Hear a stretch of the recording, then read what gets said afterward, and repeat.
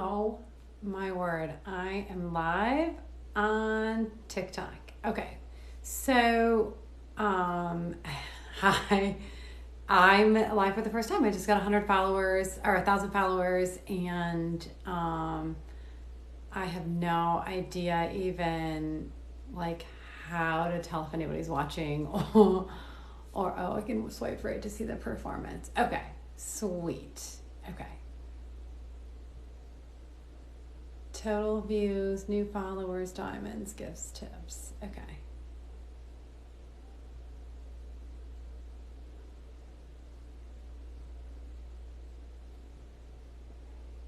All right.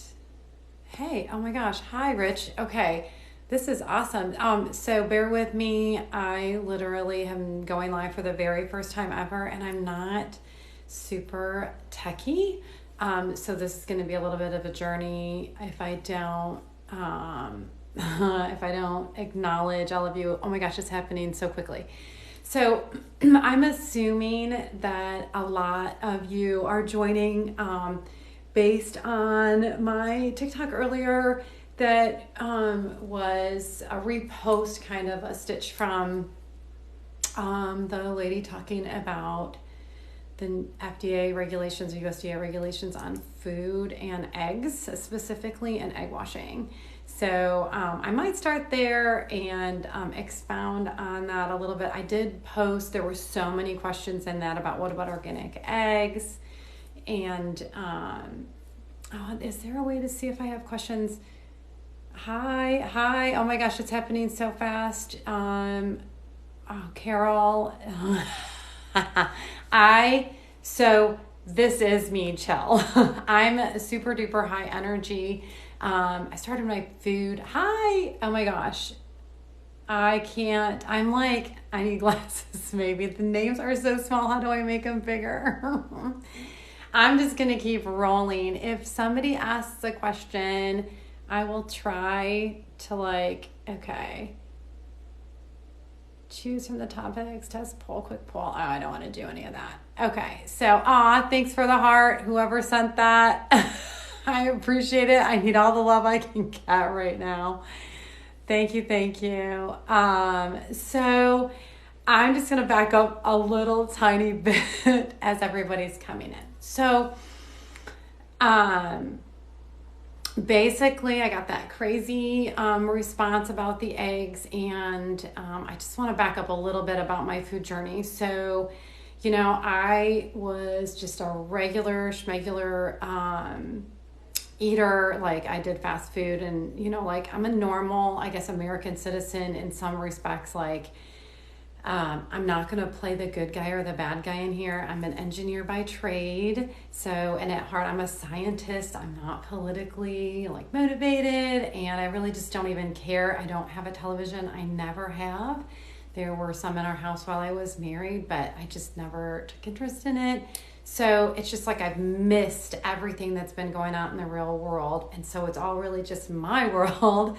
And then whenever I see something that I'm really curious about, okay, more likes can attract viewers, keep it up. Oh my gosh. Oh, from the Ukraine? Holy cow. Hey, so I hope everything is going well over there. I do know. You can pin a comment now. Oh my gosh, I don't even know how to do any of that. So bear with me if nothing fancy happens during this live. So basically, I was a regular person. I worked 60, 70, 80 hours a week in engineering. I'm truly a nerd. And then I became a mom. And in that process, I got really sick. My thyroid died. I ended up in a thyroid toxicosis state in a hospital. And that's where my food journey began. I wouldn't say that I didn't care about it. I grew up on a farm, produce, and we always ate stuff from the country. And I didn't realize that I even missed that until I moved out and went to college and was garden tomatoes seem so much better than store tomatoes. It's kind of where it started. So, I got some more likes. Thank you for the likes. Oh my gosh, this host is inviting you to go live together. I don't even know what that means. I don't know how to do that. So that would be really fun. I don't know. Okay, it's going to have to be New gifts for you. Hey, everybody, thank you for the gifts. Look at them. Oh my gosh. Who doesn't love a cheer squad? Okay, I don't even know what these are. Okay, so I'm just gonna say thank you for the gifts, and I'll have to figure all of that out later. I really appreciate it. So I have to stay on track. This is my style. So, in my thyroid dying and me ending up, actually way before, or well, shortly before that, my daughter had an incident in our family. We don't take well to certain medicines, and I'm allergic to a bunch anyway. But my daughter had a reaction to something, and we ended up finding a doctor that is an MD that helped fix her problem. And she also kind of had some allergies to baby formula because I was sick and didn't make enough milk. Swipe right to filter comments. So, okay. So I have total views. I don't even know. Okay. So anyway, we found a great doctor. He did what I called voodoo because he did some alternative stuff.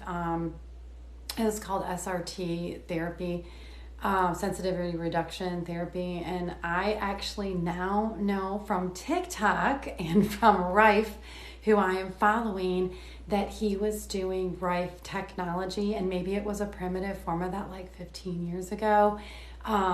She was holding these metal wands. We had these little vials. I don't know. I called it voodoo and we laughed about it. He never would explain what it was, probably because it's not allowed. He said we needed to do 6 sessions. In 3 sessions, her skin issues were clearing up. She no longer had any reaction to any baby formulas that I was giving her. I was still really picky about the formulas, but okay.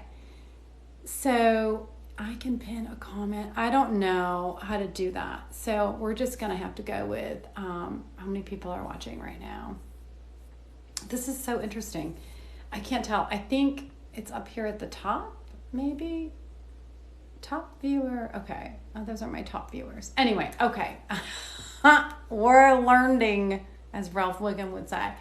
So, anyway, I started just kind of looking into everything that I started making my own baby food. So it was like whatever I was eating, I was just like pureeing up. I was like leaving the salt and everything out, and that's what I was giving my children. And we were eating out of glass. I got rid of plastic. The whole bisphenol thing blew up right when my kids were little. So it was like my interest was piqued. My scientific mind went into level 11, and I just started paying attention. So I have my regular career, mom of 2 babies, I'm back to back. And then my doctor had told me at the time, but I didn't hear him, that I was going to have to do things differently with my thyroid the way that it was. But I didn't. And 10 years later, so 5 or 6 years ago, I was I felt 100 years old. And I went back to the doctor, and he cut my hair and took my blood and ran those voodoo tests and said, you've got to give up. Now you've really got to give it up because you're going to start having to take having organs taken out. So I've never had any of that happen. I did exactly what he told me to do, what I should have done 10 years prior. I give up gluten, dairy, and I limit soy. So, okay. Hi, True Authentic Jewel, Denny's, MR. Oh my gosh, you're following me. Oh my gosh. So this is fantastic. I have no way of knowing. Okay, here's my guests. I'm going to take a look. I don't have any guest requests. I don't know what's going on. Okay, so, and when I investigate something, this is really important. As a scientist, as a true scientist, not Scientology, scientist, I'm not going into the political realm.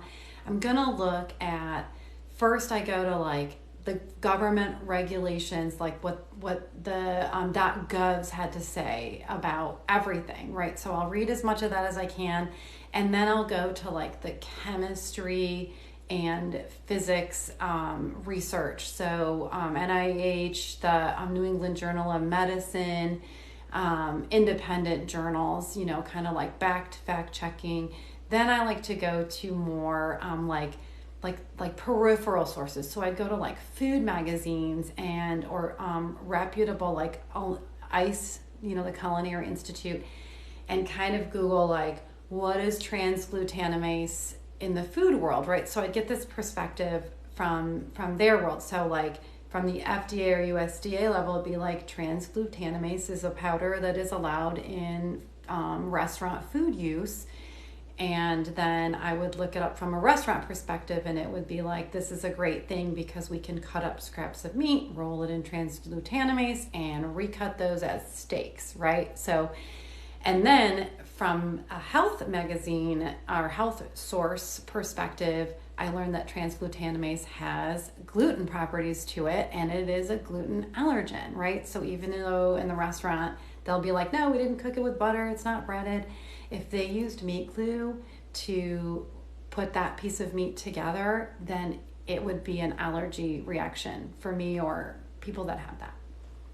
So I would be looking at all these different sources, and that's how I kind of still do it. And I do like to look at go down the rabbit hole of the conspiracy or just like the random social sites and just kind of see what the vibe of the public or people are saying about it or what the news channels are saying about it. So I might look at the news. So putting all those perspective in there, and I just kind of say, this is what I'm reading here, this is what I'm seeing here, and this is what I'm seeing here. And the regulatory stuff is just like, that is the law of the land. It is what's going on. In the egg situation, there are so many layers. What I'm finding with food, and this happened with the egg thing too. So the USDA, unlike other organizations that have to prove that something is safe before it can be used in animal feed or animal production or human food or vitamins or anything like that. How do I see if anyone's asking questions? Interact. Like where? I don't even know. Okay, so if you guys are asking questions, I can't see it.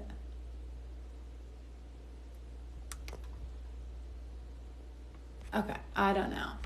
I just tried. Okay.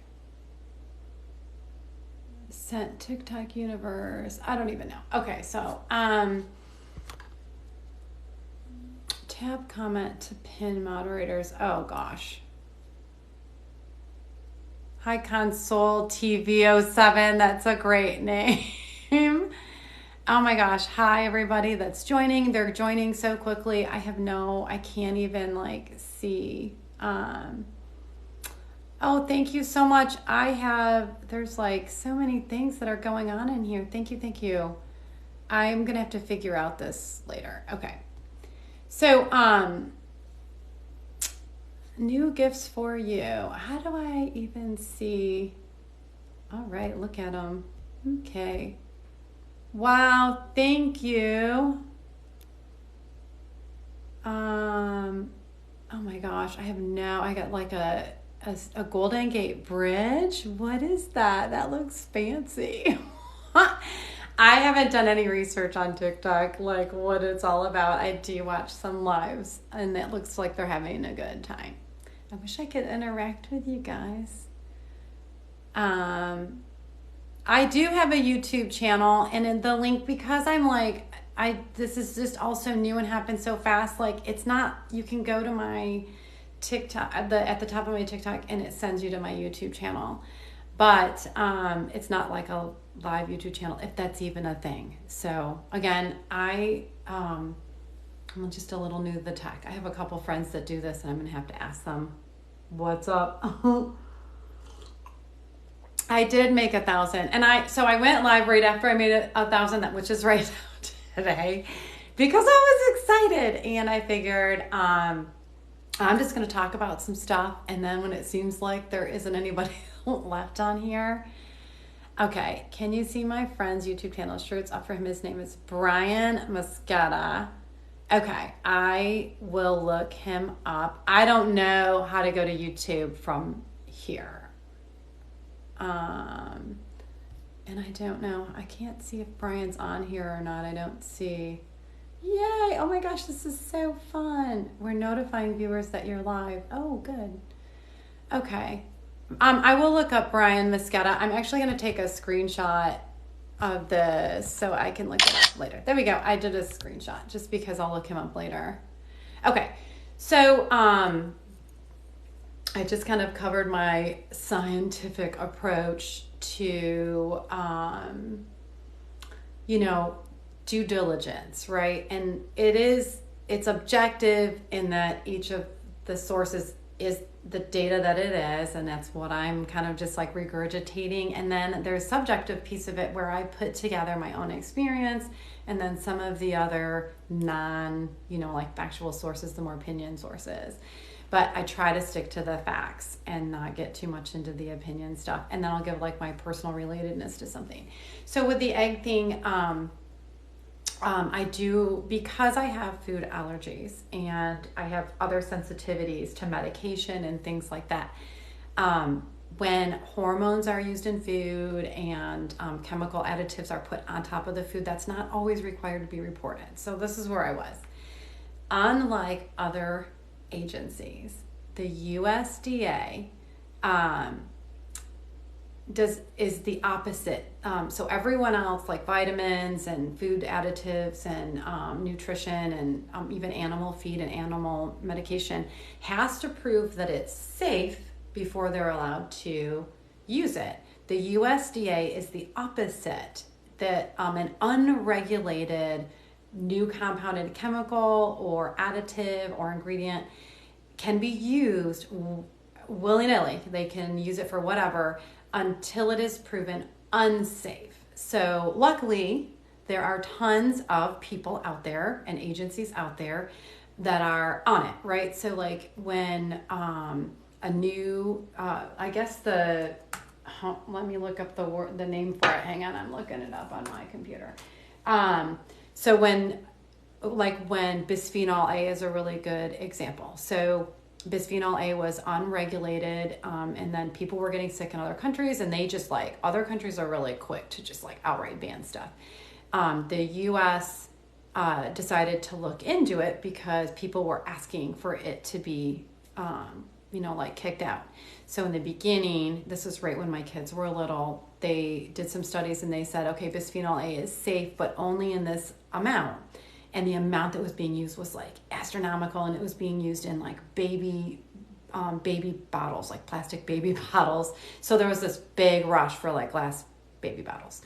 But the food was coming in bisphenol plastic lined containers. So it didn't matter. Anyway, I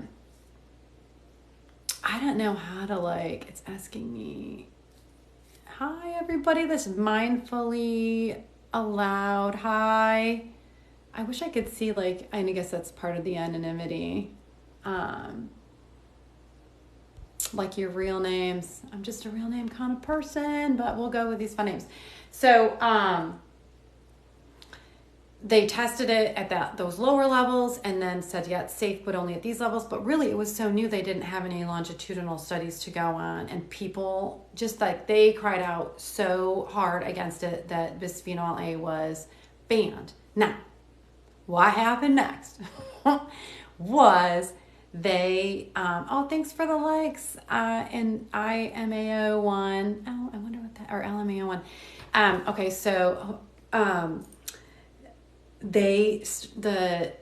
the new unregulated substance that replaced bisphenol A. So everyone was like, yay, everything says BPA free. Oh my gosh, I was kind of suspicious because it was so quick to remarket new plastic under new standards. They had replaced it with bisphenol S. And bisphenol S was bisphenol A's angrier stepsister. I shouldn't say that, but okay, so I'm looking this up real quick. So bisphenol S is worse than bisphenol A, and it is still unregulated. So now we have bisphenol A in the plastics. It's not better, based on other countries already saying nope, no bisphenol. We're just not doing it in plastics that food can touch. So they're on it, and then something's got to happen, and then the regulatory agencies step in, and then they go to the USDA and say this has been proven unsafe or safe to this minimal level. So they either dial it down or get rid of it. And sometimes, like with bisphenol A, they dialed it down, and every public outcry was so strong they just decided to get rid of it. And then I think that most. Like a lot of the big producers, it's like all the big foods recognized what was going on and had to just move away from it. So they had to get the USDA to you have to get a permission to put that something does not have something in it. Like RBST milk, that had to be approved to use that label. So P.S. RBST that regulated itself out. There was so much public outcry, and it was banned in like 160 other countries. So we couldn't export any of our milk, so they kind of got rid of that. Unfortunately, the hormones that are in our milk, we still can't export our dairy because of the hormones and the other stuff that's in the milk. So anyway, I'm just kind of looking. Herbert Kramer 776. Hello. Oh my gosh, there's so many folks in here. I just want to say thank you. Hello. Like so much going in, and maybe people are going in and going out too. Maybe I'm boring. I don't know. I'm having a good time. Okay, so one of the things that I thought that I wanted to talk about that would be maybe helpful or interesting.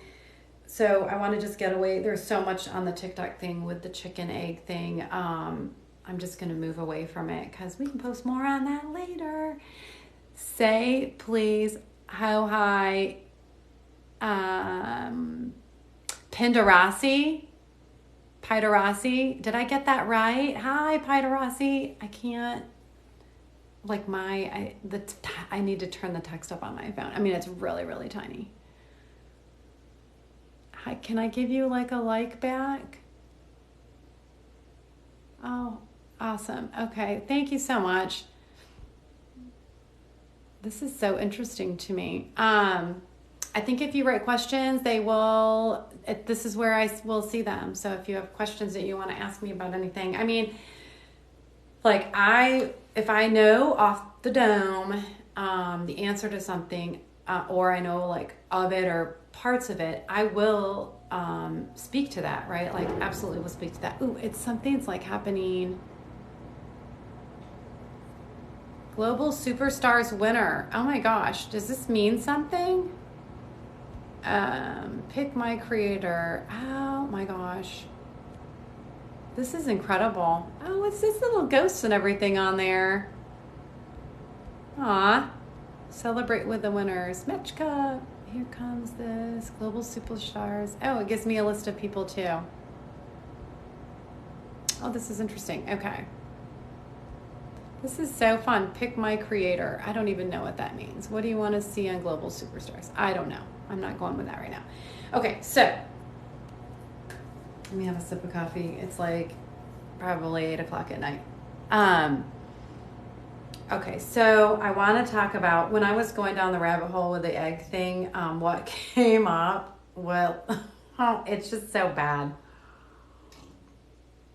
What came up was ractopamine. And it sounds like something off of like a dinosaur show, but or like the scary dinosaur movie. Oh my gosh, I don't do media. Okay, like television or movie media. Okay, so ractopamine. You want to know what ractopamine is? So ractopamine, so it's a drug that's used in meat production. And I had researched this long ago when I kind of looked up, I don't even know what's going, these banners are going across the top of my screen saying so many cool things. Okay, I think I'm getting gifts, and thank you for the gifts, and I don't know how to check them right now. So ractopamine is a food. It's used in U.S. meat production. And it was, I'm not liking my hair right now. It's like doing something weird. Okay, so ractopamine is as weird as some. I wish they had given it a different name. Like transglutaminase sounds like so synthetic. And it is. It's like a powder mixture. It's called meat glue is the nickname. I don't know what the nickname for ractopamine is, but it's used in meat production. It was originally only used in pork. Like this is in the like the late 90s, early 2000s, I think, and I might be wrong on that, but it's been around for a while in pork production. What ractopamine does is it enhances like muscle production, like so meat production in animals. And I'm a meat eater. I actually have a blood type and anemia type that I'm required to eat red meat, like red meat. I love it. I don't have any problems with it. I don't have any problems with people who don't. Like it's all everybody's choice. So I will not judged on my choice. So anyway, ractopamine is this food additive that makes muscles grow in animals. It also makes the muscle mass really lean, which this is my opinion. I thought, hey, Amber Renee 76, hi, thank you for joining. I'm talking about ractopamine, which is the USDA approves for meat use. So it was used in pork, and then in the mid 2000, like 2000, like 14, I want to say, but it might have been later. It was approved for use in beef and turkey and chicken. So what bugs me, I guess, like something that really bugs me about chicken packaging is they're like, no hormones added ever. So like they're advertising like their chickens were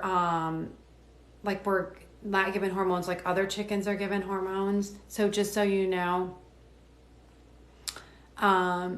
City Boy, CYTYBY, City By, I don't know if I'm saying that right. Hi. I'm digressing. P.S. Did I tell you that? Like, I'm just going to go all over the map and then hopefully come back. I haven't written anything down. I do have a couple of things open because, I'll tell you like my, I think I'm like 50% sure on this, or this might be old information. Stuff gets updated so often in the agencies, and like stuff kind of just like slides in as regulatory and they approve it, and then it's like, oh, that's all changed now. So I have my eye on certain things. I try to get stuff that's like currently dated, or if I'm looking for a timeline too. So I'll tell you that if I know it. Otherwise, anyway, so how do I say how doopy doopy do turn? Okay, I don't even know what that means. Inviting me to go live. I don't know how to do that, so I'm not going to do that. That's so interesting. Okay, so Shakar, Heavenly, 1967. Hi. I'm so excited that people are joining, and it's Saturday night, and I didn't feel like going out. It's starting to get cold here, so it's really fun just to kind of sit around and shoot the stuff. So ractopamine. Okay. It's a food. So they give it to the animals, and then one of the studies that NIH did. So I did like, Braylon, they FW Braylon. Hi. I think there's a doctor on here. I hope it's like a pretend doctor. Okay. Please say hi. Okay. So, the ractopamine is given to the animals. It makes muscle mass. It makes lean meat. And in my opinion, I thought that like having fat with the meat was really important. Like grass-fed or like natural, like animals eating what they are supposed to eat out of nature, which is like kind of rare anymore, like would have a marbly or a fat to them, and that you eat the fat with the protein, with carbs, with vegetables, which would be fiber, actually in that exact reverse order, and that's how your body absorbs nutrients properly, right? So you eat your vegetables first, that fiber goes in and clears the way, then you eat your carbs, and then you eat your dense proteins and fats, and your body is already in that order to like uptake everything that you're supposed to uptake. So I don't know what this is like. Go live for more guests. I don't know. Okay. I don't know what I need. I'm going to ignore all of that stuff. So, I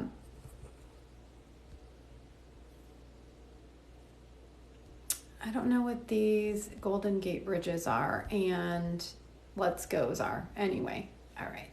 If you're sending me gifts, I'll figure it out later.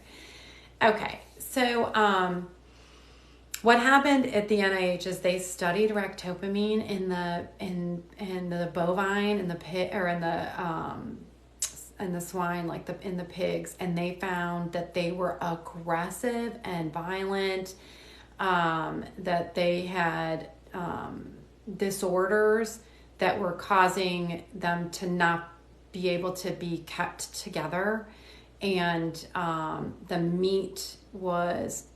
the quality of the meat was bad. So I think they kind of dialed back the amount of ractopamine that they were giving to the pigs, like they found that sweet spot.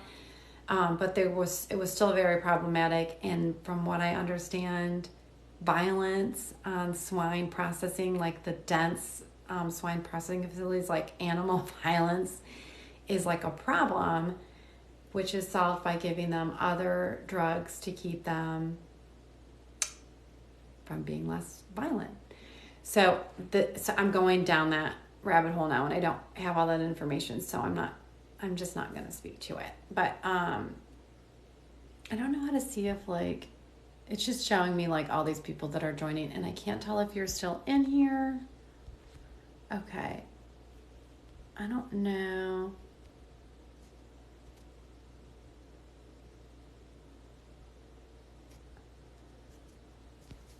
You don't have any, I don't know what that means.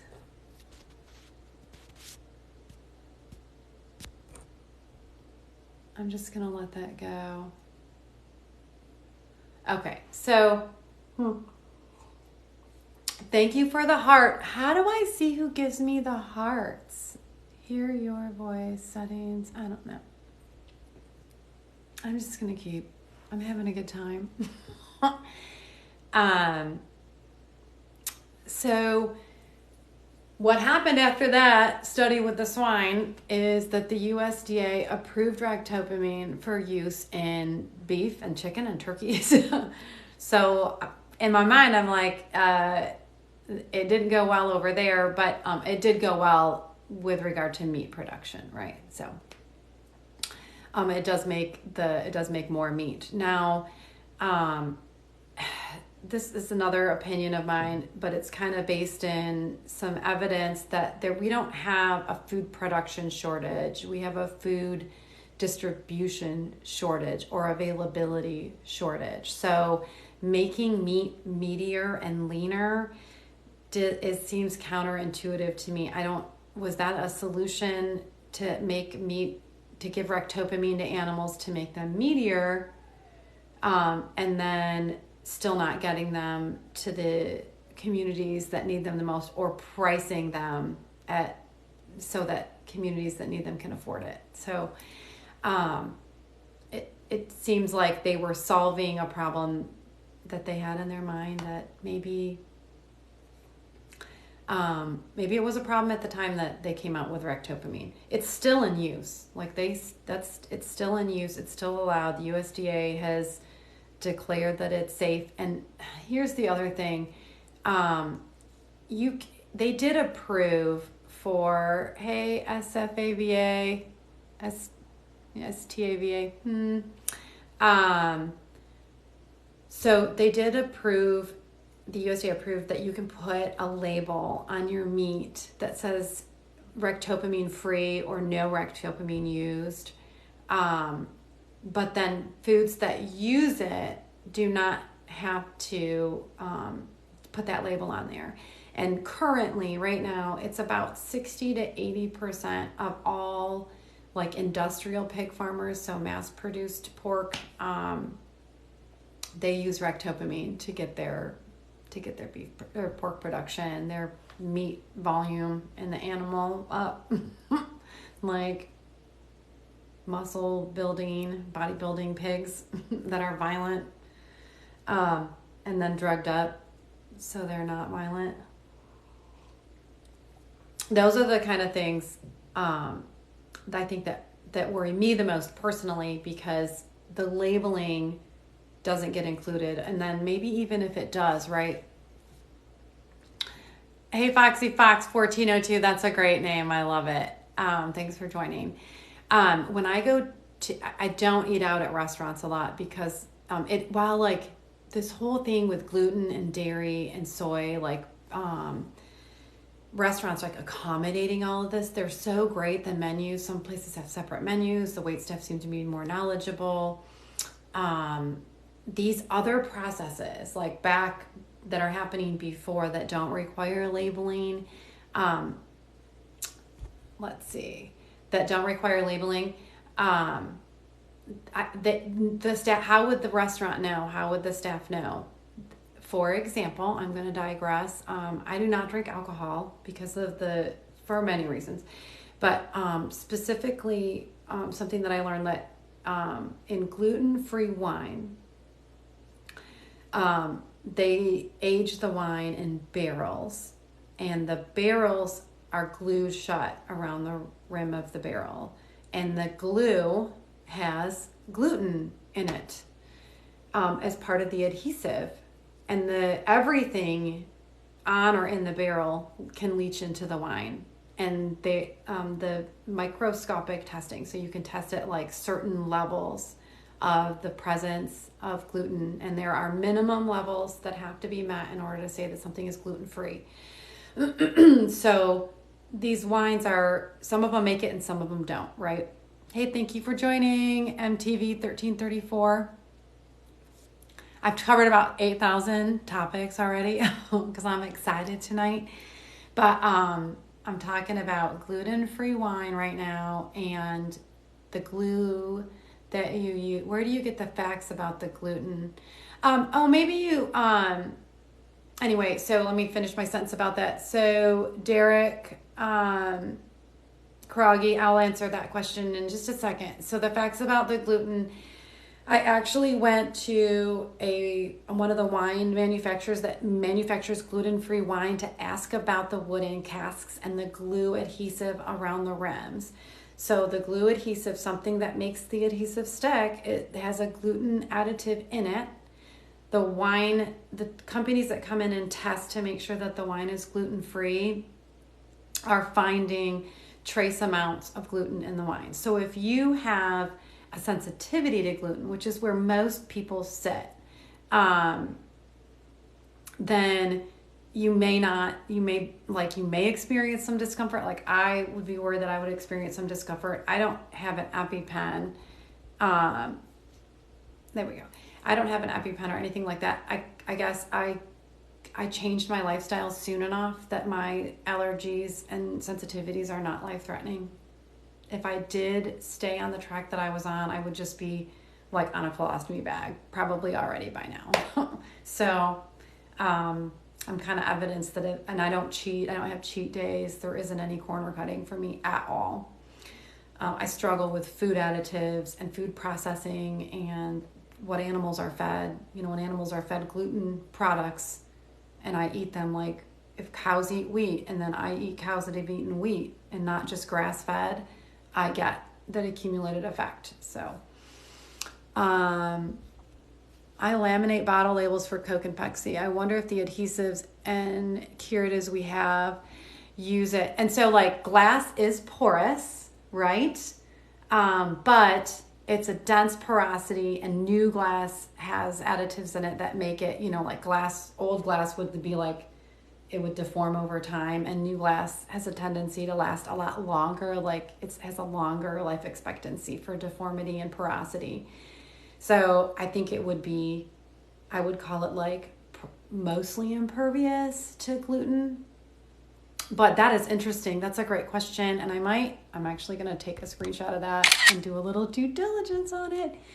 And that's super cool job. So the adhesive around the top of the cask does leach in, and it's tested at microscopic levels. If you had a life-threatening gluten allergy and drank what you thought was gluten-free wine, there's two things happening here that are really important. Alcohol decimates gut bacteria, right? So that's one of the other reasons that I stopped drinking. So like I have sensitive gut flora, everybody does, frankly. And when you wipe out all of the bacteria in your gut, the tendency for your body or for bacteria is that the bad bacteria grows back faster than the good bacteria, unless you're putting in the right combos of really high quality probiotics or whatever. Yeah, gluten. I did get your, Derek, I get what you're trying to say.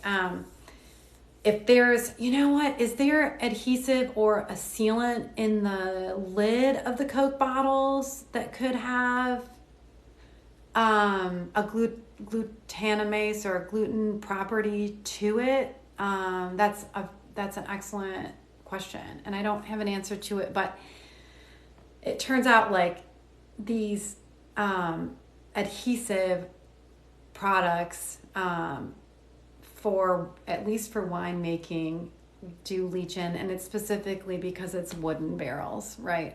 So some wine is bottled and then corked, and then the screw caps, and you know what, inside the screw caps are they have that plastic liner in the top too, and it seems more like a plastic gasket than anything, probably with bisphenol S in it. This is so interesting. It's a new topic for me. I'd have to do a little bit of research on it. How fun. I'm going to look here really quick. Add a live goal. No, I don't want a live goal. I don't have any live goals. I am very fascinated by everything that's happening right now. I wish I could, like, how do I interact with you guys more? So, I know a ton about gluten from, here are my sources. So I went to the regulatory agency, so USDA, the FDA regulations, the CFR, I look in there a lot, and just see like what's allowed. And unfortunately, there are gluten additives. So like in the US, gluten additives are added to bread to make it more like elasticy and doughy, and also it kind of kills off some of the living aspects to the bread, to the food. So it's a bacterial growth inhibitor, and it adds shelf life to the bread. So it's turning it into more of a synthetic food. It's going to last longer. It's not going to mold. Unfortunately, our guts are like all bound up. You put that much gluten in there and it just becomes like a rubber ball, like your body doesn't even know what to do with it. And sometimes when our body doesn't know what to do with something, we store it as fat or we hold on to it. Sometimes we eliminate it if we have enough fiber in our diets.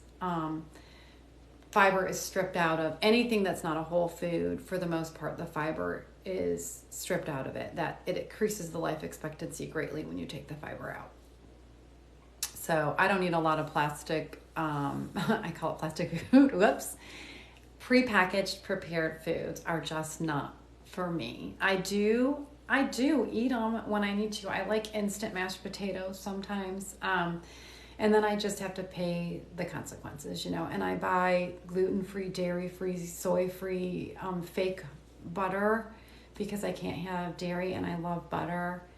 But for the most part, I don't use any dairy substitutes. And I know there are some, like Daiya has like great cheese substitutes and stuff. And I don't want the fake thing. I want the real thing and I can't have it. So I just don't want, I don't want to like try to trick my body. I also feel like some of the practices that they use in making those that are allowed, that are, USDA approved or FDA approved, just like bisphenol A, somebody's tracking that and later might be like, oh, we said that was good. Oh, this is an interesting one. Stevia, products with stevia in them are banned in the UK. And here we like loud it as the best sugar substitute. I like real sugar. Here's the problem with real sugar. Real sugar, cane sugar in the US is like full of arsenic. It's 90% of our sugar cane is just like super toxic. It's I don't know if there's a good way around this. You can buy organic sugar. Arsenic naturally occurs in the ground, so there are like pretty high limits allowed in sugar. It's kind of like rice. It's just chock full of arsenic too. I do have a trick for that I'll tell you, because my channel is Lazy Gourmet. I started this like just doing, if you go back in my history and look at my old videos, it's like I'm a regular person. I work a ton. I get home from work, but I want like homemade meals. So I'll cook stuff from scratch that's, it's like frozen vegetables, and then like I hurry up and fry some frozen meat. I do have local farmers that I get stuff from, and now and again I have to go to the regular grocery store and just buy regular food, and I don't always buy organic food. It just isn't, sometimes it's not available, sometimes it doesn't look very good to me, sometimes I just don't care, and I fully know what I'm eating, like hormones and chemical additives and the citric acid sprays, ammonium that the aluminum dioxide, like what they dip red meat in so that it stays pink longer. So I do tend to stay away from like the big fast food chains. I get really, just don't do well. Even though they try really hard, a lot of fast food places have like lettuce buns and stuff. The lettuce and everything else. Sometimes they use citric acid to like preserve it, and sometimes they use chemical sprays to just keep the food fresh. And I just don't know how my body's going to react to that. It's compounding, right? Isn't it? Like, none of this stuff, if we take if we took the government at their word, like the USDA at their word, like this is safe, maybe it is safe in that amount that's in that food, but you have a burger and then vegetables with it, and then the bun has extra with it, and then you're eating fries with it, and so on that trace element level, maybe it's okay, and then you add all of the other levels with it to make a complete meal, and you do that 3 times a day, right? You've exceeded your amount. And I feel like the food pyramid's kind of being rewritten and customized to get away from like the old amounts that they used to say that everyone could have. And a little bit of that seems, the original food pyramid was created to get us out of the depression, right? It was made for people to go out and buy from the farmers. There's nothing wrong with that. It just isn't what we really needed. And then we had the American diet kind of get stuck on it. Excuse me. So, man, I've gone down like a super duper rabbit hole. I don't even know where I've been this whole time. I am having fun. Entertaining. Am I entertaining you? Because I'm entertaining myself for sure. I don't know how to like go live with more guests. I don't even care. I'm just kind of checking to see what's in here. Oh, this is interesting. Okay. Is this the number of people watching up here? I can't tell. This is so interesting. You don't have... Oh, this is interesting. How do I add... I'll have to look all that stuff up later.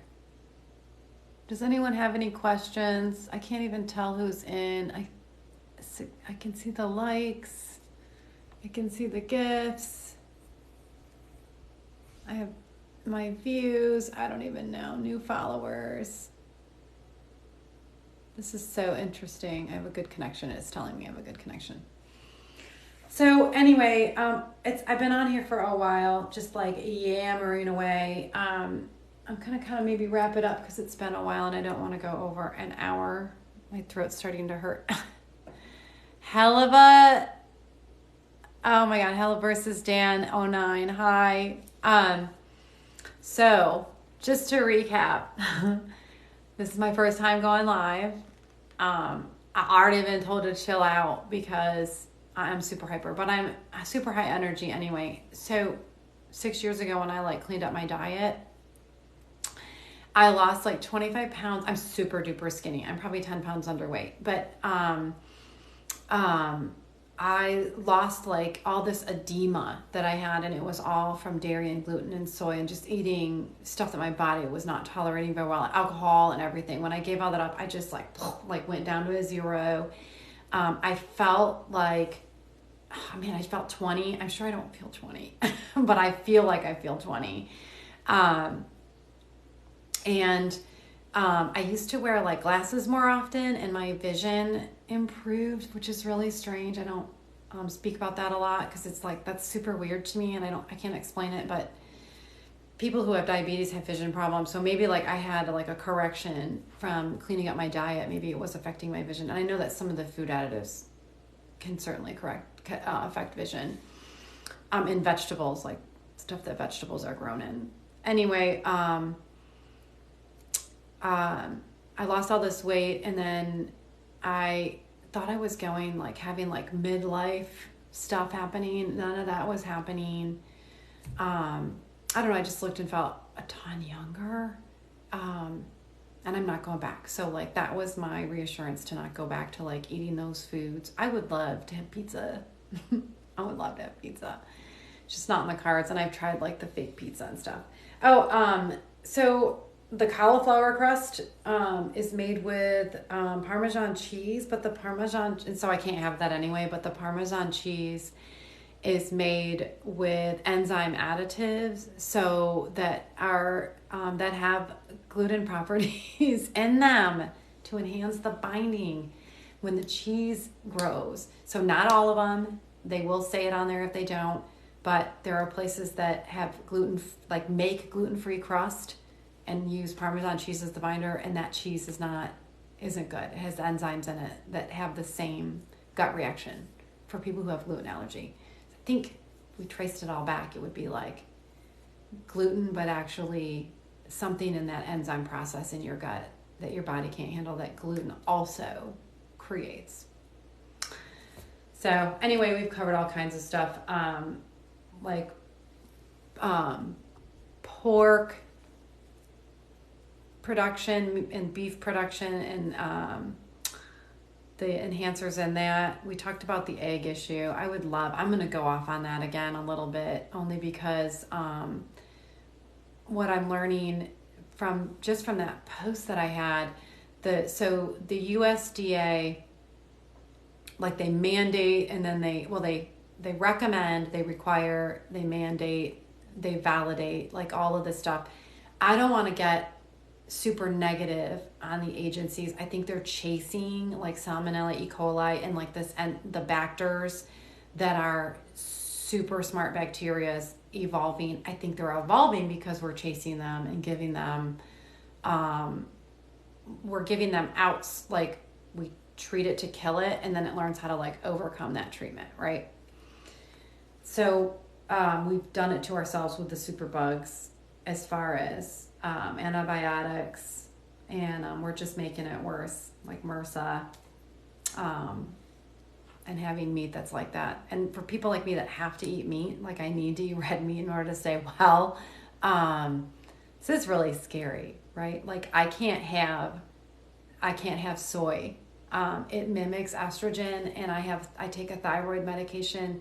So if I eat soy, it has to be in very limited amounts at the very end of the day so that it doesn't conflict with my medication that I take in the morning.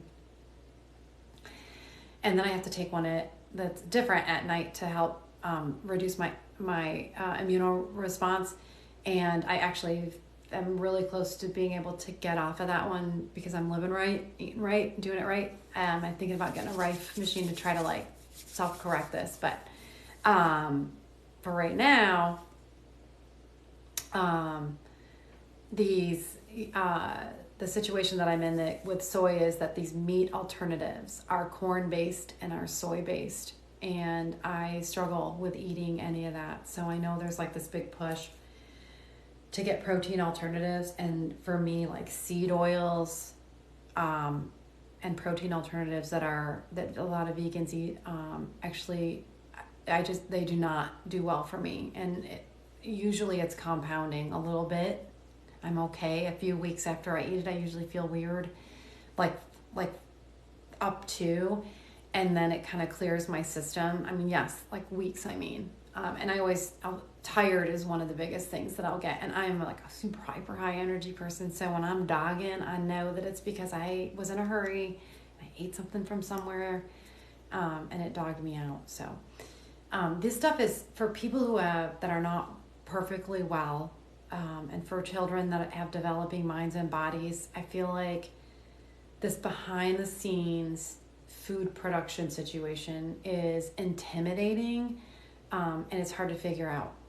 Where I'm going with my due diligence next is into organics, and I did do this a while back. Hey Saskia 1990, hi. So I did do this a while back, and organic, USDA or the FDA, like the organic section in the CFRs, if you click all of those subsections, like it'll say it must comply with this, and when you go there, it'll say these are the exceptions and the exclusions. And I was really disappointed at how many exceptions and exclusions there were for nearly everything. So these mass producing farms are not allowed to use certain substances except for or exclusive of, and then it would list like a bunch of stuff that was not okay in my mind. And they were allowed to do it. It was like last minute stuff or years of hardship, or I don't even know. Like if they couldn't avoid it, if no other organic pesticides were available, they could still be called organic for like a year or two and use the other stuff if they couldn't get a hold of the organic stuff. So they wouldn't lose their organic status, allowing their foods to be labeled organic. And they got kind of a bye year because some organic pesticide wasn't available. So like, if someone's paying really close attention to that or has a health issue like me that would react to something like that, it's disappointing. I feel like I'm left with, like no options or suffering the consequences of buying whatever's available. Okay, so people, I have 500 of something and 8,000 of something. My point of view matters. What gift do I want to see next? I don't even know what that means. I don't really care. I'll try to do a TikTok like summarizing where I get my facts about gluten. And oh, this is so sweet. Thank you. I have a lot of work to do. Oh my gosh. Look at this, people. This is incredible. Oh my gosh, this is incredible. I have all these tickets. I have telescopes. Thank you. Oh my gosh. I gotta chill. I'm not gonna chill. What is that? Likes. Are these real? Like, what is this? I got 9 of these. Oh my gosh, this is crazy. I don't even know what this is. Okay, I have to look. I'm never gonna chill out. I'm just super high energy. Okay, I had a really good time. I hope I have 650 likes just from this. Is that what that is? That's so sweet. You guys are amazing. And I will let you know next time I'm coming back on and like do a TikTok like saying when or whatever. So let's see. I don't even know how to do it. I have to call my friend Maura. Maura, are you watching? Say hi if you are. I know you were really busy with homecoming tonight. but I'll have to call and find out what I'm supposed to do next. But I would like to collect like questions you have, do some due diligence. If it's TikTok relevant, I'll just do that. But if it's live relevant, then I'll do TikTok, and I'll like we can discuss it in the live. So, um, that's it. Oh my gosh, how fun. Okay. I'm signing off. This was really cool for my first live TikTok, whatever. I hope somebody learned like one something, and then I'm going to come prepared next time to do like more. All right. Have a good night, everybody. I don't even know how to stop going live. Is that it? End live. Share your live to more viewers. I don't even know that.